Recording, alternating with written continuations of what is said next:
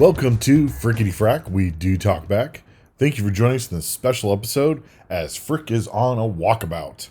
My name is Patrick, and I'm Frack. And I'm Leslie, Mrs. Frack. Frickety Frack, We Do Talk Back is a show where we will discuss different aspects of fandom and how they relate to the gospel. We'll be going through an episode of Leverage Redemption and connect it to teachings from the Bible. We'll be back to our regular scheduled programming with our next episode. The name of the show comes from our father, who dubbed my brother, Frickin', and myself, Frack, since we were kids. So this is called the Panamanian monkey job. And we start the episode with the Leverage crew breaking into Harry's former firm. Parker gets into Harry's office to discover his office had already been cleaned out and files moved into his boss's office. Parker gets the goods, and as Harry leaves, Maxwell sends him in to try and capture him, but Elliot intervenes. Harry brings the team to an abandoned building he knows about from his lawyer days, and Maxwell has gone to Panama because he has $20 million there. He has strong security in an advertising bad guy bank. They stall Maxwell's moving of his money through con work. As they work out their next move, they discover Hardison's sister Brianna was following them and wants to work with them. Parker agrees to it. They use Harry to get the security layout of the building and safe. Brianna gives them the way in through a pop-up concert in an abandoned nightclub next door. The bank security finds out about the concert and shows up at Brianna's office. She cons him and he wants to go to the concert, but if she's lying, he wants to kill her. The drill team gets ready to prep, and Maxwell schemes with one of the guards to get into the vault and get his money. The con starts, and Hardison, Elliot, and Brianna have touching moments while waiting to start. As they start drilling, Harry goes to drop the fake gold into the bank. Maxwell shows up with the guard he bribed, and the head of security finds Elliot and Hardison. Elliot takes out that bad guy, and they go to an alternative plan that gets Parker the tumbler combination. Elliot gets to Parker via the vents. Hardison guides Parker through the invisible lasers, and she gets Maxwell's money. She discovers Maxwell holding a gun on her. Elliot disarms him and Parker knocks him out. The crew run into the concert next door, and Harry taunts Maxwell into calling the remote detonator on the bomb. The bad guys recognize they will have to run for the rest of their lives. The crew return to the abandoned building in New Orleans with Hardison having fixed up the place as a proper headquarters. Hardison needs to leave for other endeavors and has Brianna join the crew in his stead. They also convince Sophie to not retire, and Harry also asks to join, and they take him on. So this is a fun episode. It's part 2 of the season premiere from the previous episode of Leverage Redemption, where this is a 2-part story arc dealing with Maxwell, because he was, in the first episode, he was this art dealer, he was an opioid pharmaceutical guy that was super addictive, and he ruined lives. But his big thing that he cared about the most was art. And so in the first episode, Harry and the Leverage crew ruined his name, made him a fugitive, and he ran to Panama. And so this is them following up in no loose ends with Maxwell. And so there's some really fun stuff that happened in this episode, but it doesn't really kind of get super fun until Brianna shows up. There's still fun stuff. Don't get me wrong. Right. There's fun stuff that happens in the episode, but when Brianna gets there, that's when the fun stuff happens, because one of the first things we find out is that Hardison was bending the truth with Brianna about his exploits with Parker. Now, don't get me wrong. They have wonderful exploits. But one of the things that he told Brianna was that he was the one that was always saving Elliot, and Elliot took umbrage with that. Yeah, he made himself the hero to his little foster sister, and I get that. I love when they do catch her. The way that they catch her is that Elliot hears the sound of the drone that she's using to spy on them. And he does his catchphrase that's a very distinctive sound, and so he catches the catcher, and she's like, "Haha, I'm mad." And then she, I love her. She's like, "I found you, so I earned being with you guys." And so, after kind of lots of talking, they realize they're gonna let her stay. But before all that, I forgot. Parker, she's so funny. So Brianna's trying to like talk her way into staying, and she's like, "I told you guys the way that Parker taught me when I was 11." And Hardison looks at Parker like, "What?" She's like, "I always teach kids crime. Crime is fun." And I kind of appreciated that because it does harken back to the original series, because several episodes where kids were involved, Parker's teaching them crime, but Hardison did it too. Yeah. I can think of one specifically when he and Nate were teaching the kid is it Vernagra or something. Oh yeah, the potato. The potato one. Yeah. Potato job, and they were teaching him like, this is what you do when you're trying to hack, and this is what you do when you're trying to escape, and da.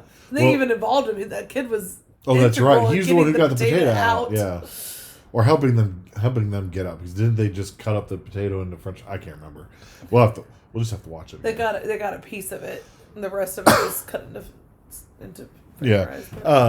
And so, and one of my favorite things that Brianna does to Hardison is that she basically calls Hardison's skills, and I'm using air quotes here, as irrelevant because they're too old school now. Yes. And which is hilarious because he was all about Age of the Geek. Yeah. She's right. Yeah, I mean, things have changed and grown and adapted, but he's adapted with all of them. And I've always felt this way about Hardison, is that he is the most underappreciated and MVP of the Leverage crew. Because, like, he basically does techno wizardry and saves the day or saves the con or something like that in ways that really aren't possible. Yeah. And so it's just without him. Like, yeah, and so it's one of those things where I'm just like, and I love in the original series they actually even kind of mention it as like, you guys don't realize how much I do for you guys. And didn't they do an episode where he was like refusing to help? Yeah. And they like they messed up everything. They were like, "Oh yeah, he taught me this." And anyway, I think Brianna does an episode of that similar in this one. Oh yeah, she goes on strike at some point. Yeah. Anyway, but I think the best thing about that whole scene of Brianna popping in, though, is just watching Alec be a big brother. I mean, you see him as the kid all throughout the first, series, and then you kind of see him grow up a little bit, and in his relationship with Parker and everything.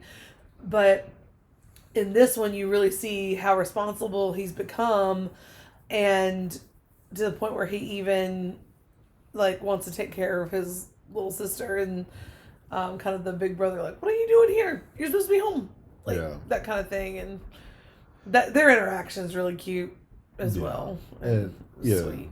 No, it's a great. I mean, it's a great, relationship that, being only 3/4 of the episode, they really developed it. Like he was like, "I'm gonna call Nana. Do you want to call Nana? She's on speed dial. I'm fine." Like, she doesn't know I'm here. Blah blah blah. Yeah. And I mean, it's just great. Yeah. And I mean, here's the thing. Like, if I had a younger sister, I mean, I'd totally do the same thing. I'd be like, "Does Mom know? Does she know you're here?" And or whichever parent we were most afraid of. So he's probably Dad. But anywho. I don't know. I was equally scared of my parents. Yeah. In the best way. Right. So I love seeing that. and of course we get more great relationship between Hardison and Elliot. You know, their bond Bromance. from the original series is great, and it's flourished even more now. And one of the things that I love about Elliot is that he gives like actual advice to Hardison, where, you know, really kind of like in the original series, he would be like, "Don't be an idiot." Yeah. Like that would be his advice. Yeah. He's like, "Just don't be an idiot." And now he's like, he's using metaphors, but he's also being like very clear and direct. He's like, you can't be here. Yeah. And have everything else run smoothly. Yeah, because there's a couple different times in the episode where Hardison is distracted because he's on the phone with his other projects, or he's texting, dealing with things, and it's just, And Elliot says, why most restaurants fail is because you can't have the head chef chopping lettuce. And so that comes up a few times, like Alec being the head chef, and he's like, Brianna could be the chopping lettuce, just saying. Yeah. And so we'll get more into that in just a minute. And so one of the other things I enjoyed seeing is that Sophie, doesn't even really miss a step on being a grifter, but you can also, and a teacher, but you also see her reluctance in doing it to continue grifting. Like when they con the judge to stall the paperwork on Maxwell, you see her just kind of like exhausted afterwards, and she's like, gosh, I can't believe I'm still doing this, those kind of things. And I got the impression more that she's still trying to get over the fact that she did this with Nate. Yeah, that's true. That was kind of more how I took it. Not necessarily that she was tired or old or whatever, more that she just misses doing it with Nate. Yeah. And so like last episode we talked a lot about the grief and how grief affects everything you do, and here she is trying to get over, and you don't get over something like that. You just kind of learn to deal with it. And so that's her just trying to learn to deal with it. So, and they're still trying to help her get past and move on and stuff like that. So that's what I took it more as, being more than, it's not being reluctant to grift, it's more like being reluctant to grift without Nate. That's, yeah, I see that. And then one last little fun thing for me, when they're trying to figure out who's going to do the vault walkthrough, Harry readily volunteers. He's like, I'm a lawyer. I'll just say I got to look over for a client. It'll be totally, reasonable that I'm the one doing it. And Elliot's like, oh yeah, that's a good idea, because, if we get caught, they'll just kill us. But Harry reads like a Fed. They'll just torture him. That'll leave us enough time to rescue you. And Harry's like, what now? And terrible impression of Elliot, by the way. I know. I'm sorry. Christian Kane, if you ever listen to this podcast, I apologize. No, I just have the utmost respect for you and your acting abilities. So anyway. Yeah, well, I mean, they rib Harry throughout. Like, they're constantly, because, like, then there's a part about the bomb, when... when he's riding with the bomb. Yeah, well, no, not when he's riding with it, when they're, like, prepping it, mm-hmm. And Hardison's like, don't worry, these two pieces have to be touching, you're okay. He's like, wait, this is going in the gold in the car that I'm going to be in, and what if someone like calls that number, then I have a big problem. He goes, and Alex like, you'll have a problem for like 1/10 of a second, and then you'll never have any problems ever again. Yeah. And then there was another part where they talked about him dying, and it just wouldn't be a big deal. But I think part of that is just them. It is their nature to rib the new guy, but also, it's actually kind of welcoming into the family. Like they've come to grips with what he did and stuff, and they're starting to trust him a little bit more. So, I think that's just kind of like the hazing of the new guy kind of thing. Yeah. I don't think they would, ever genuinely let anything happen to him if they could avoid it. Right. Anyway. And so we're going to go back to kind of the advice that Elliot was giving Hardison, and we're connecting it to 1 Peter chapter 4, verse 10, where it says, "Each of you should use whatever gift you have received to serve others as faithful stewards of God's grace in its various forms." The reason why we chose this verse because of Hardison and his reluctance to leave the Leverage crew and do his other projects that he's doing, uh, and so Hardison, and just as we're just talking about, Hardison was like the MVP of the Leverage crew because he could do so much and did so much for the team that he just was really underappreciated and a major component to every part of the con. And so his skills grew so much that he's doing all these wonderful things. Like at the end of this episode, we find out where Hardison is going at this point, where he's going to Sri Lanka because someone is attacking their economy to force their economy to collapse. And so he's the only one who can stop it because they don't really explain what's going on and how it's being done and whatever. And so he's going to go use his gift to serve others, but he also realized that Brianna could fill the role that he had in this crew, so that way they won't be short staffed. Because they'll need a hacker, those kind of things. And so we as Christians are, we're called in that same way. Each one of us has special gifts, and each one of us is called to use those gifts for furthering God's kingdom. And so I just, it's one of those things where, discovering what your gifts are and everything is so important for your development as a Christian disciple. So that way, you're not leaving your gifts behind. You're not acting like Hardison, who's a head chef chopping lettuce. And I'm not saying that, you shouldn't get, your hands dirty and do smaller tasks, but it's more of a, if someone who can do a job for God's kingdom, let them do it. One of the things, I'm the pastor of a church here in North Carolina, and I've got a very talented music director, and I could micromanage and tell him every week what songs I want sung and service and things like that. Instead, I tell him what I'm preaching on and what the central focus of the service, and let him run with it. And that way he can use his gift of music to plot out the worship. And when we sing our hymns, we sing our worship songs, everything connects, and it's just this beautiful, connection that I wouldn't necessarily be able to do. I mean, I could figure it out, but wouldn't be as good.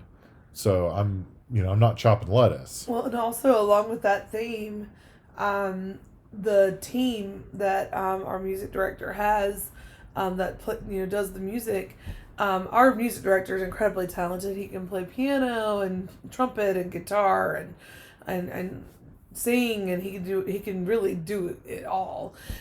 But instead of being behind the piano, we have someone who is incredibly talented playing the piano, and that's where she is. And then we have a youth who can play a bunch of different instruments as well, and so she does that. And then we have a drummer, and then we have someone running slides, and we have a whole team together, each one doing their own gift, and together they make the service that much better. Because while our director could do all of those things, the best place for him to be is up there leading everyone the congregation as well as the team in worship together.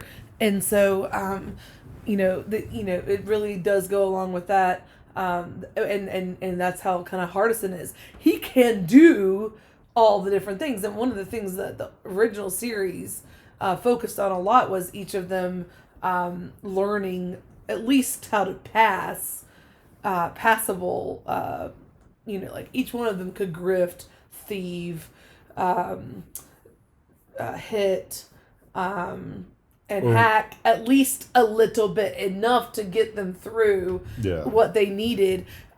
But each one had their own specialty, and so Hardison now, he can do a little bit of everything, but his best job, which is, and Elliot says this, is like, there's only one you. You're the only one who can do what you do. And that's kind of the same kind of thing, I think. Yeah, and so so part of your development as a follower of Jesus Christ, discover what your gifts are. What are you good at? Mm-hmm. A church is made up of many people, and you're not going to be good at everything, right? And on top of that, if you know even if you might be good at something, even if you know of someone else who's good at that too, and they're like, hey, I've got this ministry opportunity, and it might be something that's in like be in my wheelhouse. One of the things that I love about my wife and I, Mrs. Frack, is that we both like to teach, and I could spend all my time teaching, but she teaches Bible studies and classes and stuff too, and I could just be like, oh, you know what, I'll do it. I don't let her. I encourage her to use her gift of teaching. There we go. That's the proper word. Because I don't want to sleep on the couch. Yeah. And so, anyways, but that's something that's a shared gift that she and I both have, and so it's important to also give other people opportunities, even if they have the same gifts as you, to let them have the opportunity to grow and use those gifts for to be a faithful steward. Well, but it frees you up to do other things. Like I usually teach a Bible study on Tuesday mornings at 10. Well, Tuesday mornings at 10, you're usually dealing with just work of the church, but also writing sermon, and just you have a lot of other things on the plate. And so that's another thing, again, goes back to, it's not just encouraging other people to use their gifts, but also remembering that leadership is a gift in and of itself, and and there's only one you. Only one person can do what you're doing in this moment at this time. And it even goes back to like Esther, for such a time as this, Mm-hmm. How do you know that God hasn't put you here for such a time as this? And that can be said for literally any moment of your life. Mm-hmm. And so living it to the fullest, and in the sense that not for yourself, but for God, and that means knowing what your gift is so that you can do the best that you can for His kingdom. Mm-hmm. And that goes for anyone, and we tell even our, children, that's one of the things we talk about in church a lot, and is that even the children have gifts, and they share, in our church specifically, we have like a children's choir, and they share those gifts. Our music director, again, is constantly asking if you want to sing, if you want to play your instrument, if you want to do anything musically that I can help you with, and you want to perform it, in worship with our congregation, let me know so that we can, showcase those gifts and use them for the glory of God. And that's a blessing. Like our daughter, she's 8, and she really loves to sing, and it's taken a while, to get her to sing without trying to sound like a pop star. um, but she sang at Christmas, and half the congregation was tearing up because it was just not because it was the most beautiful angelic voice ever or anything like that, but because it was just so precious to see a child sharing her gift with the congregation. And we had an 11-year-old, or 12 now, I don't know, Kaylee, in our congregation who, I remember the first time she sang, there wasn't a dry eye. Mm-hmm. And part of it was because I think a lot of people who had known her for a lot of her childhood didn't even realize she could do that. And they saw her overcoming her shyness because she's a shy kid. Yeah. Anyway, sorry, I could talk about gifts all day. Especially music gifts. That's Right. just something that I like to lean towards. But Yeah. So now for your favorite part of the show, how would you rate this episode, Mrs. Frank? So I would actually not give this one a very high rating. So I'm thinking kind of like a 3.5. Part of it is it's kind of slow for Leverage Redemption. I think it's good. I don't. It's not like I don't recommend it. It's just it's introducing Brianna and taking Alec away, and kind of it does it well, but it's still kind of slow and awkward. When I say it does it well, I mean like I love that they brought in Brianna. She actually ends up being one of my favorite characters like ever. Like for I think the first series. Well, I liked each of them for a different reason, except for Nate. I don't know. I just never... It's not that I didn't like him. We needed him. But obviously, they can do it without him. Because they're doing this entire new series without him. And it's working really well, I think, just fine. And as we go on, the team just meshes so well. Mm-hmm. And so I think that's part of it, too, is like the team just hasn't meshed yet. And that's understandable. I think it's just like any show starting out. You got to get your feet under you. So that's kind of how I feel about it. But Brianna, love her. I really do. She's so much fun. She is witty, and so she makes you laugh. She's clever, as in like she can get out of sticky situations just by thinking quickly. She is incredibly talented at what she does. But she also, like Hardison and Parker in the original series, she has to learn a little bit of everything. Like, so you watch her learn to grift and stuff like that. But anyway, she doesn't do a whole lot of that in this episode, obviously. I mean, she's not in it for the whole thing anyway. But I thought it's a great kind of intro to her. They definitely show you the potential of how awesome of a character she can be.